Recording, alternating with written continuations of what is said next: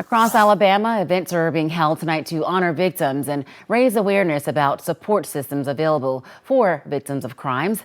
That's because it's National Crime Victims' Rights Week. One organization at the heart of that mission is Vocal, Victims of Crime and Leniency. WAAY 31 State Capitol reporter Philip Green joins us live now from Montgomery with more on what they're doing. Well, good evening, Nikhil. I'm standing outside of the Attorney General's office where Vocal, an organization that's been advocating for advocating for victims of violent crimes for over 4 decades, and they're capping their advocacy week. Now, the theme this year is kinship,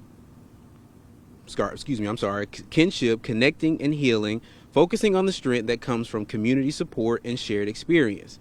Near the Capitol grounds, as you saw the Attorney General's grounds behind me just a moment ago, white crosses stand in silent tribute, each one representing a life lost to violence in Alabama. We put the crosses on the lawn in front of the Attorney General's office and in front of the state capitol every year, really to bring attention to those lives who have been lost due to a violent crime. And it reminds people that behind those stories, there's a family and there's a person whose life has been lost, and a family is now grieving and dealing with that loss. Victims of Crime and Leniency works to provide a voice for victims and to push for meaningful change in Alabama's criminal justice system. And this week, Vocal hosted events statewide as part of National Crime Victims' Rights Week.